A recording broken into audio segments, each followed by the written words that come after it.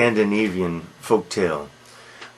In Scandinavia, especially northern Finland, Norway too, there are Lapps, who are relatively small people who tend reindeer, some of them wealthy, and there were giants.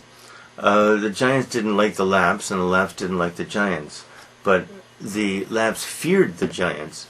The giants were irritable, had bad tempers, and could do terrible things if they got angry. So the Lapps tried to avoid the giants. One day, a giant saw a Lapp man who was wealthy and his daughter. He saw the daughter and he said, "I want to marry her. May I marry her?" Now, the giants were proverbially stupid too, it seems. So the man and the girl, his daughter, did not want to make the giant angry, so they said, "Yes, but not now." And they tried to postpone. Excuse me. But but the giant would not be deterred. Never gave up and remained cheerful. At least he was a relatively cheerful giant, not very irritable and not furious. So the man put off this fateful day. He loved his daughter. Daughter did not want to marry the giant, and so the man did not want to force his daughter to marry the giant either.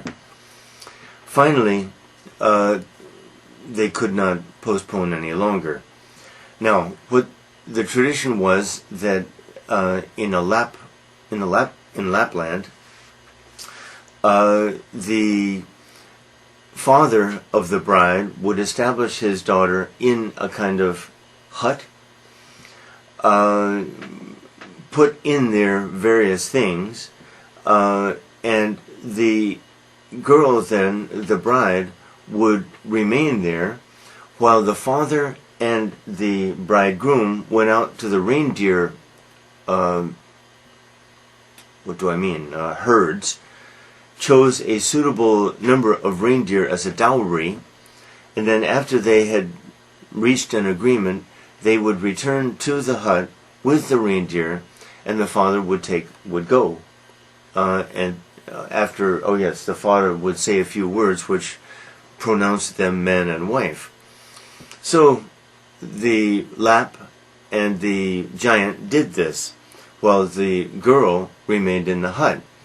But in this case, the Lapps were going to trick the giant, because the father found a log about the size of his daughter, carved that log so that it looked a little like a human being, and they dressed the log in thick clothing characteristic of Lapps, cold climate, with a veil and a red something on her head. So they went out, that is the Lapp and the giant, chose reindeer, agreed upon the reindeer, and then the Lapp brought the giant back to the hut, pronounced them man and wife, and left. Meanwhile, his daughter had left to a point far away. The Lapp drove as fast as he could to get far away too, and meet his daughter.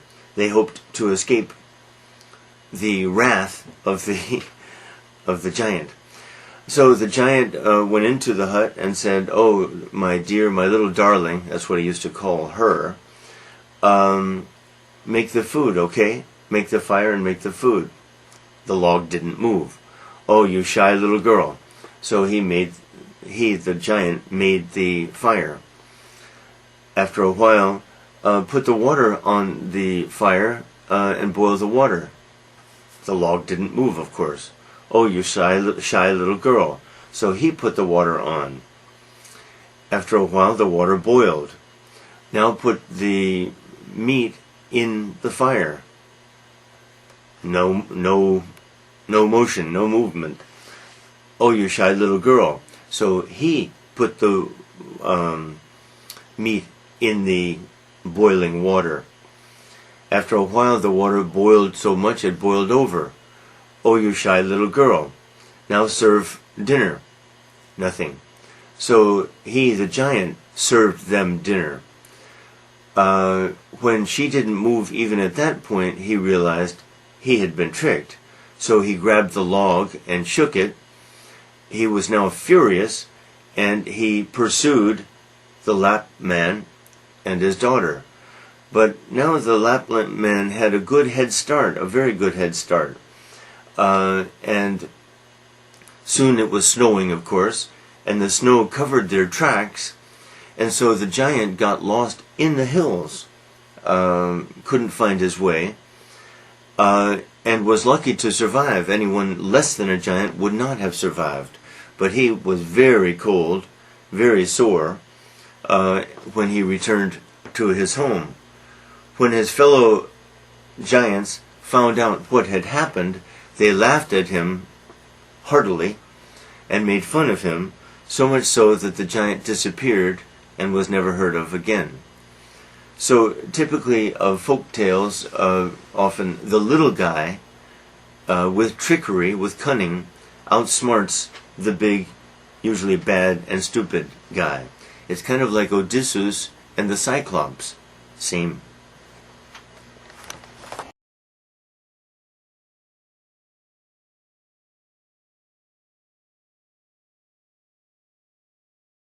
The Giant's Bride. Number 1. Describe the Laps. Number 2. Describe the giants. Number 3. Why did the Lap man and his daughter lie to the giant? Number 4. What was the wedding tradition in Lapland? Number 5.